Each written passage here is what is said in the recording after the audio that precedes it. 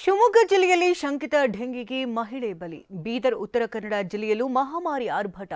ಶ್ರೀಮಾನ್ ಸಿದ್ದರಾಮಯ್ಯನವರ ಸರ್ಕಾರ ನಿದ್ರೆಯಲ್ಲಿದೆ ಎಂದು ಬಿಜೆಪಿ ಟೀಕೆ. ಸುಳ್ಳು ಹೇಳೋದು ಬಿಟ್ರೆ ಬೇರೇನ್ ಗೊತ್ತು ಎಂದು ಸಚಿವ ರಾಮಲಿಂಗಾರೆಡ್ಡಿ ತಿರುಗೇಟು. ಈ ಸುದ್ದಿಗಳನ್ನು ನೋಡೋಣ ಸಮಗ್ರ ನ್ಯೂಸ್ ಟಾಪ್ನಲ್ಲಿ. ರಾಜ್ಯದ ಗಡಿ ಜಿಲ್ಲೆ ಬೀದರ್ಗೂ ಡೆಂಗಿ ಎಂಟ್ರಿ ಕೊಟ್ಟಿದೆ. ಔರಾದ್, ಭಾಲ್ಕಿ, ಬಸವಕಲ್ಯಾಣದಲ್ಲಿ ತಲಾ 2 ಕೇಸ್ ಪತ್ತೆಯಾಗಿದೆ. ಜನವರಿಯಿಂದ ಈವರೆಗೆ ಜಿಲ್ಲೆಯಲ್ಲಿ 63 ಡೆಂಗಿ ಕೇಸ್ ಪತ್ತೆಯಾಗಿದೆ.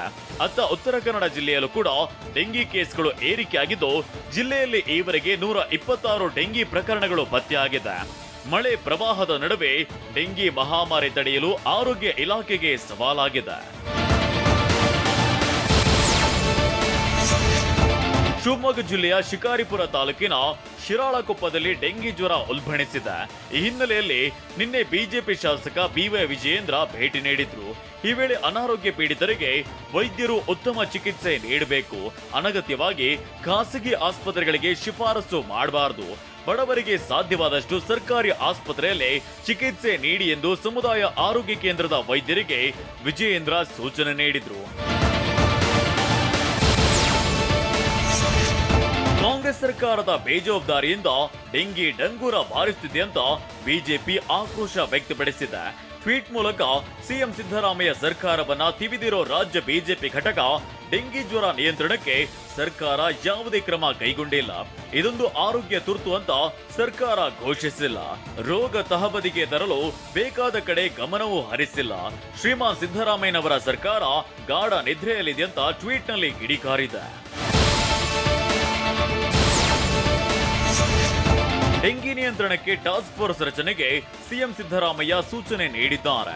ವಿಧಾನಸೌಧದಲ್ಲಿ ನಡೆದ ಐಎಎಸ್ ಅಧಿಕಾರಿಗಳ ಜೊತೆಗಿನ ಸಭೆಯಲ್ಲಿ ಸೂಚನೆ ನೀಡಲಾಗಿದ್ದು, ಡಿಸಿ, ಸಿಇಒ, ಡಿಎಚ್ಒಗಳು ಸಮನ್ವಯದಿಂದ ಸಭೆ ನಡೆಸಬೇಕು, ಡೆಂಗಿ ಹರಡದಂತೆ ಕ್ರಮ ಕೈಗೊಳ್ಳಿ, ಏನ್ ಮಾಡಬೇಕು, ಎಷ್ಟು ಹಣ ಅಗತ್ಯವಿದೆ ಎನ್ನುವುದನ್ನ ತಿಳಿಸಿ, ತಕ್ಷಣ ಹಣ ಬಿಡುಗಡೆಗೆ ಸೂಚನೆ ನೀಡಿದ್ರು.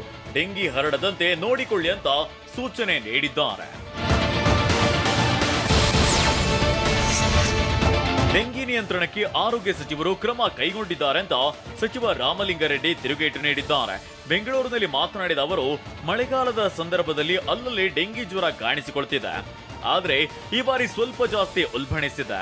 ಬಿಜೆಪಿಯವರು ಸುಳ್ಳು ಅಪಪ್ರಚಾರವನ್ನ ಮಾಡ್ತಾರೆ, ಅವರಿಗೆ ಸುಳ್ಳು ಹೇಳೋದು ಬಿಟ್ರೆ ಬೇರೆ ಏನು ಗೊತ್ತಿಲ್ಲ ಅಂತ ತಿರುಗೇಟು ನೀಡಿದ್ರು. ಹೆಚ್ಚು ಮರುಕಳಿಸಿದ ರೀತಿಯಲ್ಲಿ ಈಗಾಗಲೇ ಪ್ರಿಕಾಷನ್ಸ್ ಕೂಡ ತಗೊಂಡಿದ್ದಾರೆ, ನಿಯಂತ್ರಣಕ್ಕೆ ಬರುತ್ತೆ.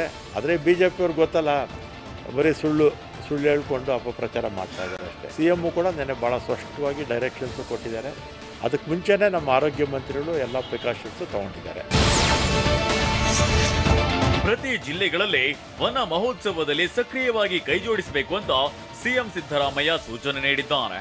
ಬೆಂಗಳೂರಿನಲ್ಲಿ ಅರಣ್ಯ ಇಲಾಖೆ ಅಧಿಕಾರಿಗಳ ಜೊತೆ ಸಿಎಂ ಸಭೆ ನಡೆಸಿ ಪ್ರಸಕ್ತ ಸಾಲಿನಲ್ಲಿ 5 ಕೋಟಿ ಸಸಿಗಳನ್ನ ನೆಡುವ ಗುರಿ ಹೊಂದಿದ್ದು, ಮುಂದಿನ 10 ವರ್ಷಗಳಲ್ಲಿ ಹಸಿರು ಹೊದಿಕೆ ದ್ವಿಗುಣಗೊಳಿಸುವ ಗುರಿ ಹಾಕಿಕೊಳ್ಳಲಾಗಿದೆ. ಹೀಗಾಗಿ ಎಲ್ಲ ಇಲಾಖೆಗಳು ಸಕ್ರಿಯವಾಗಿ ಕೈಜೋಡಿಸಬೇಕು ಅಂತ ಸೂಚಿಸಿದ್ದಾರೆ.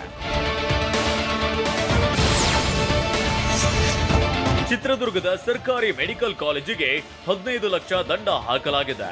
ರಾಷ್ಟ್ರೀಯ ವೈದ್ಯಕೀಯ ಆಯೋಗವು ಸರ್ಕಾರಿ ಮೆಡಿಕಲ್ ಕಾಲೇಜಿಗೆ ದಂಡ ಹಾಕಿದೆ.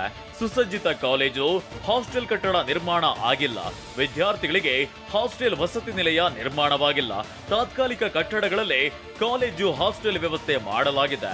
ಇದರ ಜೊತೆಗೆ ಕಾಲೇಜಿಗೆ ಸುವ್ಯವಸ್ಥಿತ ಲ್ಯಾಬ್ ಹಾಗೂ ಸಿಬ್ಬಂದಿ ಇಲ್ಲವೆಂದು ದಂಡ ಹಾಕಿದೆ.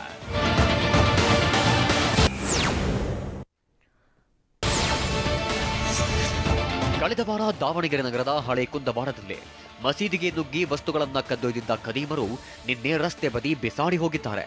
ಸಂಶಯ ಬಾರದಂತೆ ಸ್ಥಳದಲ್ಲಿ ಖಾರದ ಪುಡಿ ಹಚ್ಚಿ ಎಸ್ಕೇಪ್ ಆಗಿದ್ದಾರೆ. ವಿದ್ಯಾನಗರ ಠಾಣೆ ಪೊಲೀಸರು ಸ್ಥಳ ಪರಿಶೀಲಿಸಿದ್ದು, ಕಳ್ಳರ ಬಂಧನಕ್ಕೆ ಸ್ಥಳೀಯರು ಆಗ್ರಹಿಸಿದ್ದಾರೆ.